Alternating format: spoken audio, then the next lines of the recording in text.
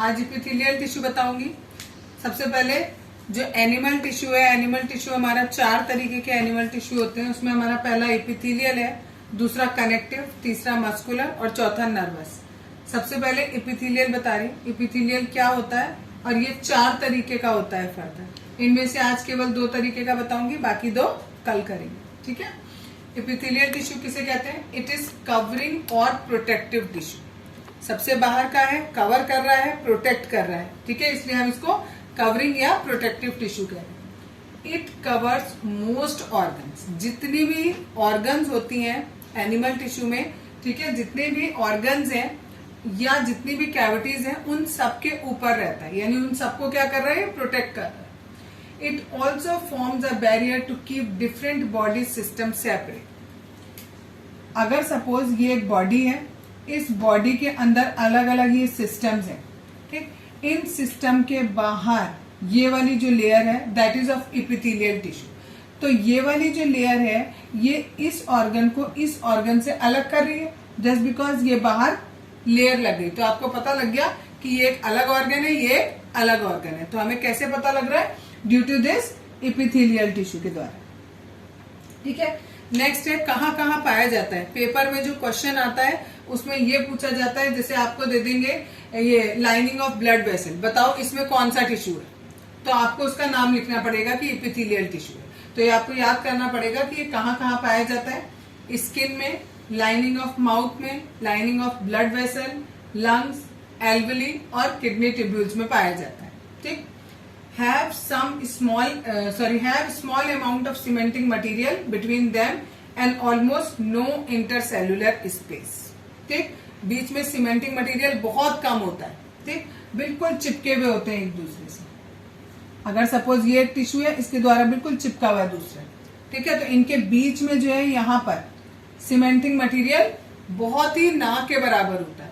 और जब मटेरियल ही नहीं है तो दैट मीन्स बीच में स्पेस है ही नहीं, इसीलिए मटेरियल भी नहीं है। अगर बीच में स्पेस होता, सपोज एक ये होता और एक ये होता, तभी तो आप इसके बीच में सीमेंटिंग मटेरियल भर पाते ना। ठीक, सीमेंटिंग मटेरियल नहीं है, इसका मतलब कि इनके बीच में स्पेस भी बिल्कुल नहीं है। ठीक, अब ये 4 तरीके का है। पहला squamous, extremely thin and flat and forms a delicate lining. कैसा होता है? बहुत ही थिन होता है ये, क्योंकि अभी 4 तरीके का पढ़ेंगे एपिथेलियल। तो ये वाला जो है वो बिल्कुल थिन होता है, बहुत ही पतला होता है, और क्योंकि बहुत पतला होता है तो बहुत डेलिकेट यानी नाजुक होता है। ठीक, हल्का सा भी टक्कर लगेगी वियर और तो तुरंत वियर या टियर हो जाएगा।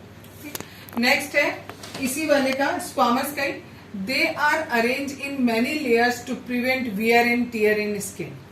ठीक, क्या? They are arrange in many layers, एक के ऊपर एक के ऊपर एक बहुत सारी लेयर होती है। क्यों होती है? क्योंकि अभी बताया कि क्या हो रहा है, बहुत डेलिकेट है, तो लेयर के ऊपर लेयर होती है जिससे स्किन में कोई भी आपको वियर या टियर हो तो उससे इफेक्ट ना पड़े। ये कहाँ पाया जाता है? ओसोफोगस में, लाइनिंग ऑफ माउथ में, स्किन में, जो कि प्रोटेक्ट कर रही है बॉडी को उस स्किन में। ठीक। नेक्स्ट है क्यूबॉइडियल, ये क्यूब के शेप का होता है, उसी से उसका नाम रखा है, क्यूबॉइडियल शेप का होता है। कहाँ पाया जाता है? फाउंड इन किडनी ट्यूब्यूल्स में पाया जाता है, डक्ट ऑफ सलाइवरी ग्लैंड्स में पाया जाता है, और ये एक काम और कर रहा है, that is mechanical support provide कर रहा है। ठीक, बाकी 2 कल करेंगे।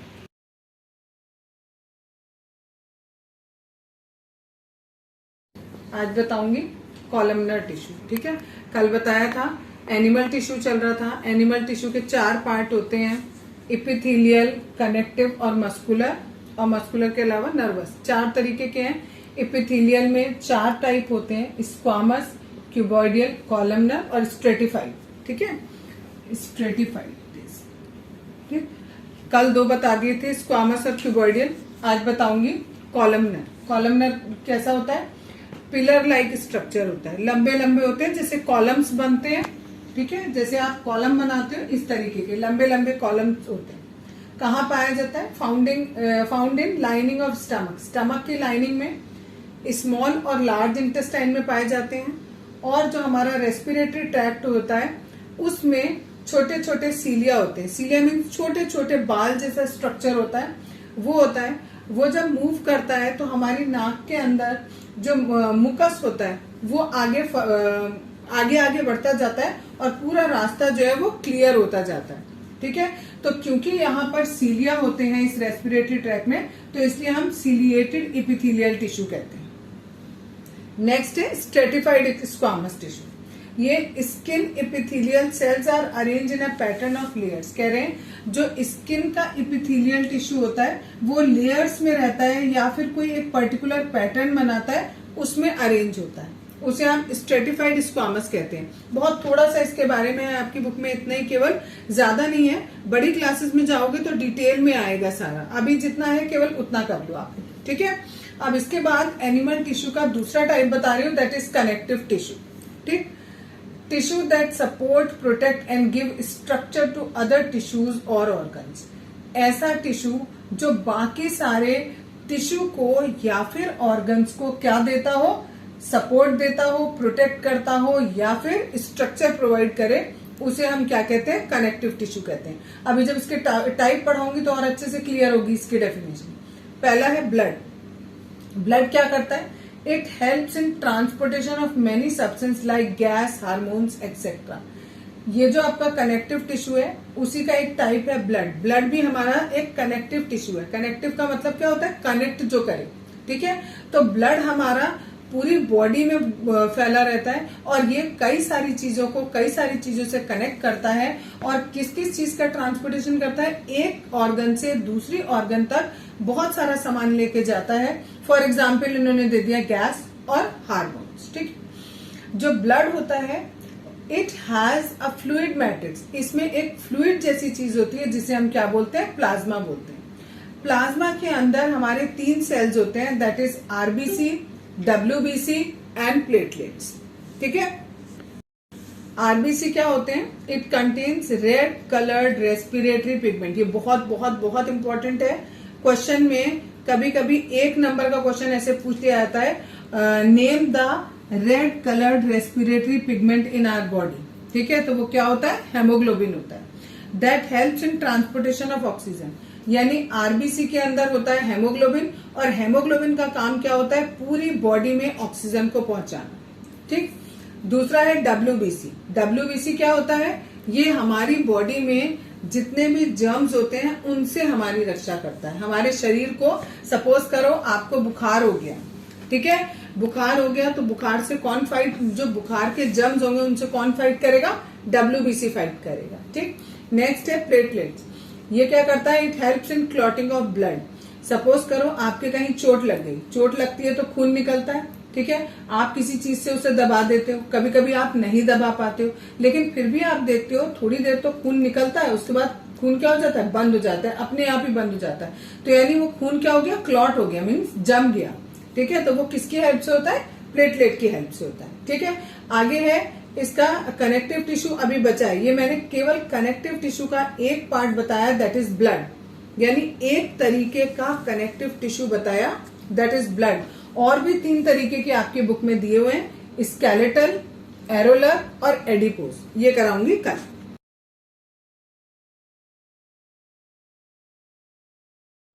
कल तुम लोगों को बताया था कनेक्टिव टिश्यू। कनेक्टिव टिश्यू में 4 तरीके के टिश्यूज होते हैं आपके, that is blood, skeletal, areolar और एडिपोज। जिसमें से ब्लड वाला मैंने कल बता दिया था, आज बताऊंगी स्केलेटल टिश्यू।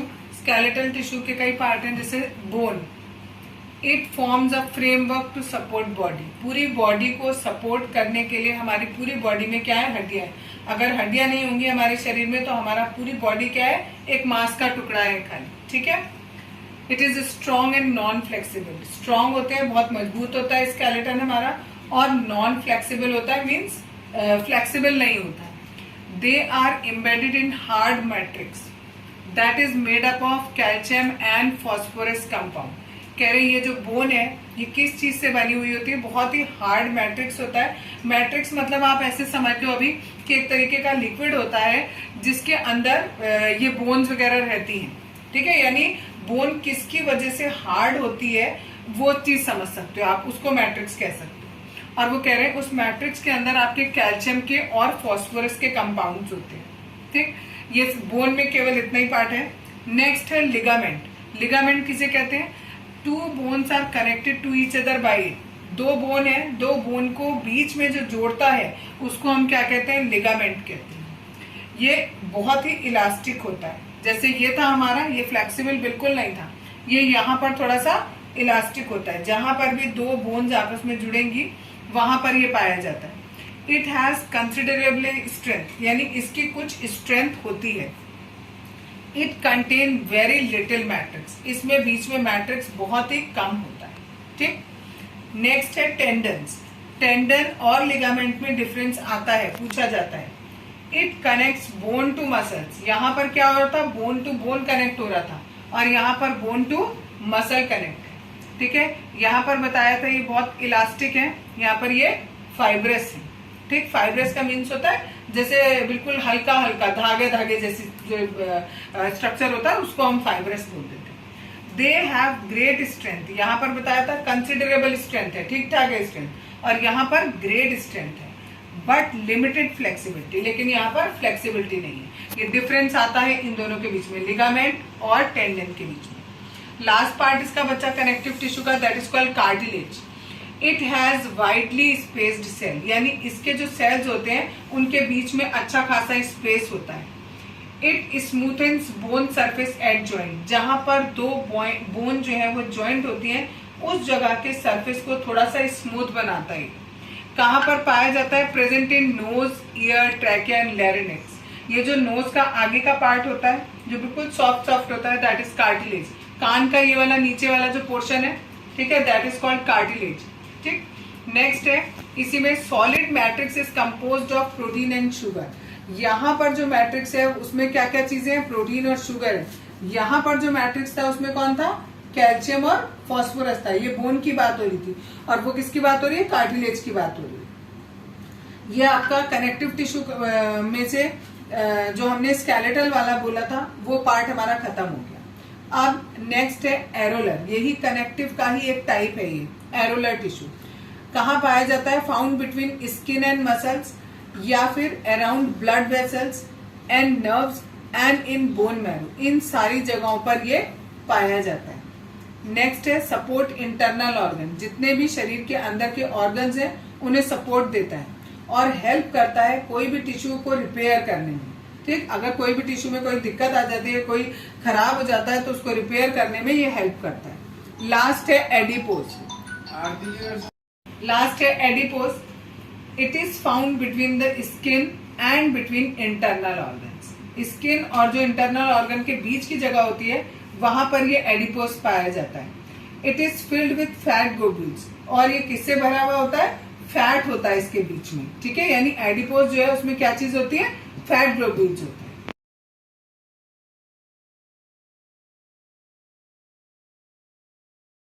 एनिमल टिश्यू पढ़ा रही थी, एनिमल टिश्यू में एपिथेलियल और कनेक्टिव टिश्यू हो गया था। अब तीसरा है दैट इज मस्कुलर टिश्यू। ठीक है, मस्कुलर टिश्यू जो है उसको हम मसल फाइबर भी बोलते हैं। किसके लिए रिस्पॉन्सिबल होता है, मूवमेंट के लिए। जितना भी बॉडी में मूवमेंट होगा वो किसकी वजह से होगा, इस मस्कुलर टिश्यू की वजह से होता है। इस मस्कुलर टिश्यू में हमारे पूरे उसमें मसल्स होती हैं। उन मसल्स के अंदर एक स्पेशल प्रोटीन होता है जिसका नाम होता है कॉन्ट्रैक्टाइल। ठीक है, इसका काम होता है कॉन्ट्रैक्ट करना और रिलैक्स करना, और इसी की वजह से मूवमेंट होता है। जब हमारी मसल्स जो है वो कॉन्ट्रैक्ट करेंगी और रिलैक्स करेंगी तो उसी से हमारी बॉडी में मूवमेंट होगा, और वो किसकी वजह से होता है, कॉन्ट्रैक्टाइल नाम का प्रोटीन होता है इसके अंदर, उसकी वजह से ऐसा होता है। अब ये जो मस्कुलर टिश्यू है ये फर्दर 3 तरीके का होता है, दैट इज स्ट्रेटेड, दूसरा स्मूथ, और तीसरा कार्डियक। ठीक है, स्ट्रेटेड मसल्स किसे कहते हैं, they are mostly attached to bone. ये अधिकतर किससे जुड़ी रहती है, बोन से जुड़ी हुई रहती है। इसके जो सेल्स होते हैं वो कैसे होते हैं, लंबे होते हैं, सिलेंड्रिकल होते हैं, अनब्रांच्ड मतलब ब्रांच नहीं होती इनमें, और मल्टी न्यूक्लिएटेड यानी एक से ज्यादा न्यूक्लियस होते हैं इनके। ये किसमें हेल्प करते हैं, हेल्प इन बॉडी मूवमेंट। पूरा मस्कुलर टिश्यू है, मूवमेंट में ही हेल्प करेगा। ठीक है, अगला दिया है, it shows alternate light and dark bands. जहां पर भी आपकी मसल होगी ये ऐसे लाइट और डार्क कलर के बैंड्स दिखाई देंगे। ठीक है, जहां मैंने काला किया है ये काले बैंड, और वहां बीच में लाइट कलर के बैंड्स दिखाई देंगे। इसी वजह से इसका नाम स्ट्रेटेड है। स्ट्रेटेड का मतलब भी होता है आपके अलग अलग स्ट्रिप्स दिखाई देती हैं उसमें, तो इसीलिए इसको हम नाम देते हैं स्ट्रेटेड मसल। ठीक है, अगला पॉइंट है इसमें वॉलेंट्री मसल्स।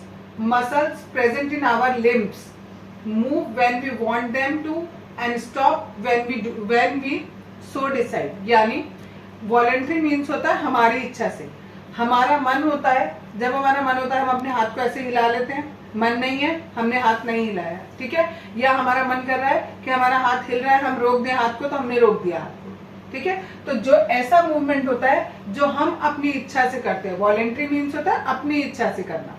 ठीक है, तो ऐसा मूवमेंट, ऐसी मसल्स का मूवमेंट या ऐसी मसल्स जो हमारी इच्छा से मूव करें उन्हें हम कहते हैं वॉलेंट्री मसल्स। ठीक है, दूसरी होती है इनवॉलेंट्री मसल्स, जो कि मैंने यहाँ पर लिखा हुआ है स्मूथ वाले में। इनवॉलेंट्री मसल्स होती है जैसे आपकी आंखों का झपकना, ठीक है, आपकी हार्ट बीट, आप उसे रोक सकते हो मन करे तो? नहीं रोक सकते। ठीक है, आपने खाना खाया, खाना खा के गले में खाना गया, उसके बाद फूड पाइप में अपने आप ही अंदर चला गया, क्या आप उसे रोक सकते हो? नहीं रोक सकते। तो वो कैसा है? सब इनवॉलेंट्री है, तो वो स्मूथ मसल का काम होता है। दे आर इनवॉलेंट्री यूनिन्यूक्लिएटेड, इनमें केवल एक न्यूक्लियस होता है और स्प्लिंडल शेप होता है। स्प्लिंडल शेप आपका ऐसे मानिए, इस तरीके का, बीच में यहाँ न्यूक्लियस होता है। ठीक है, और ये कैसे इनवॉलेंट्री होती है। इनवॉलेंट्री का मीनिंग लिखा हुआ है आपको, और ये भी बताया हुआ है कि इनवॉलेंट्री का मतलब क्या है।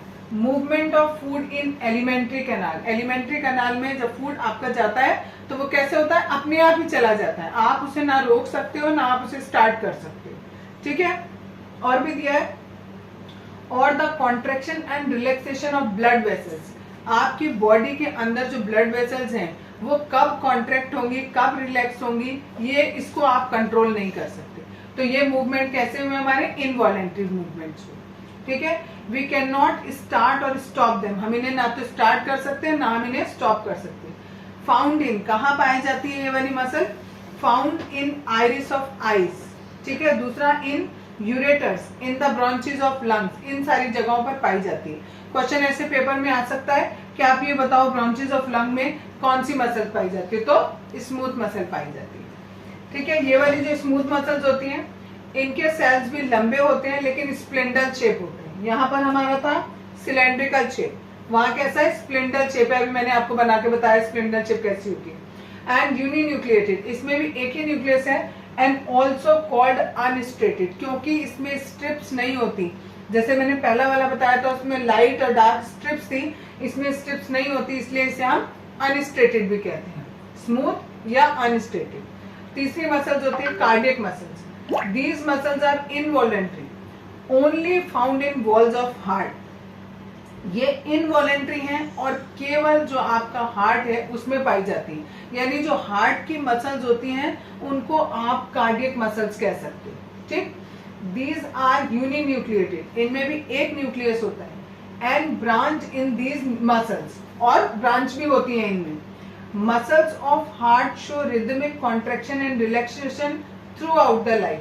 जो हार्ट के मसल्स हैं वो कंटिन्यूअसली एक बार ऐसे कॉन्ट्रैक्ट होंगी, अगली बार ऐसे रिलैक्स होंगी, फिर कॉन्ट्रैक्ट फिर रिलैक्स, और ये काम थ्रू आउट द लाइफ चलता रहता है। तो ये तीन है हमारी ऐसी जिनकी वजह से पूरे बॉडी में हमारा मूवमेंट हो रहा है, चाहे वो खाने का मूवमेंट हो, चाहे वो ब्लड का मूवमेंट हो, चाहे वेस्ट प्रोडक्ट का मूवमेंट हो, ठीक है, या हार्ट का मूवमेंट है, सारा मूवमेंट हमारा कौन करता है? ये मसल करती है। कौन सी? मस्कुलर टिश्यू जो है आपका।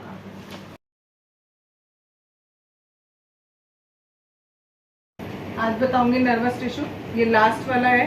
एनिमल टिश्यू में हमने बाकी सारे पढ़ लिए, बस ये रह गया। ठीक है, nervous tissue are highly specialised for being stimulated and then transmitting the stimulus very rapidly from one place to another within the body. Nervous tissue का काम क्या होता है? ये एक बहुत ही स्पेशल तरीके का टिश्यू होता है। किस लिए बना होता है ये? अगर कोई भी स्टिमुलस आए, उस स्टिमुलस को ये पहचानता है और पहचान कर फटाफट उसे एक जगह से दूसरी जगह पर भेजता है। अब स्टिमुलस क्या होता है? स्टिमुलस मीन्स होता है कोई भी ऐसी चीज जिसके प्रति आपकी बॉडी रिएक्शन दिखाए। जैसे सपोज करो आपने कोई गर्म चीज छुई तो जैसे ही आप गर्म चीज छूते हो तुरंत हाथ हटा लेते हो। तो सोचो कितनी जल्दी ब्रेन में ट्रांसमिट हो रही है बात कि आपने गर्म चीज छुई और वापस ब्रेन से मैसेज भी आ गया आपके पास कि फटाफट हाथ हटाओ कि ये चीज गर्म है। ठीक है, तो सोचो कितनी, मतलब 1 सेकंड भी पूरा नहीं लगा। ठीक, विदिन सेकंड आपने बस छुआ और एकदम से हाथ हटा दिया। ठीक है,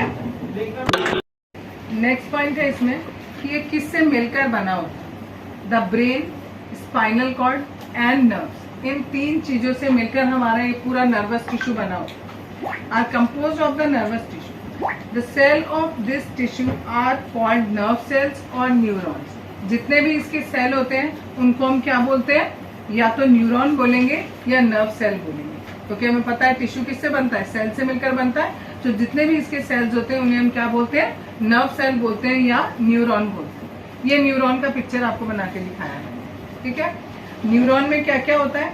a neuron consist of a cell body with a nucleus and cytoplasm. इसमें यहाँ बिल्कुल बीच में न्यूक्लियस होता है और जितना भी ये वाला पोर्शन है यहाँ पर, इस जगह पर जो भी चीज होती है that is called cytoplasm, from which long thin hair like parts arise. इससे ये पतले पतले बाल के जैसे स्ट्रक्चर निकलते हैं, इनको डेंड्राइट्स बोलते हैं। जो भी कोई मैसेज, जैसे मैंने आपको बताया यहाँ पर कि जैसे ही आपने कोई गर्म चीज छुई फटाफट मैसेज जाता है, ब्रेन तक जाएगा और ब्रेन से वापस उस जगह तक आएगा। तो क्या होता है, सबसे पहले यहाँ पर इधर मैसेज आया, यहाँ से आगे गया, एक्सियन में गया, एक्सियन से नर्व एंडिंग पर गया, ये नर्व एंडिंग दूसरे न्यूरॉन से अटैच रहती है। ठीक है, इस तरीके से पूरी की पूरी चेन बनी रहती है, पूरी बॉडी में फैले रहते हैं। तो तुरंत फटाफट मैसेज कन्वे होता है, ब्रेन तक जाएगा और वापस जिस पार्ट पे आपको स्टिमुलस हुआ है उसी जगह पर वापस आप रिएक्शन करो। ठीक है, ये वाला पोर्शन सेल बॉडी कहलाता है। इसमें बीच में न्यूक्लियस होता है, ये एक्सियन है और यहाँ पर नर्व एंडिंग है। इसका डायग्राम बहुत ज्यादा आता है पेपर में, तो इसको बहुत अच्छे से याद करना।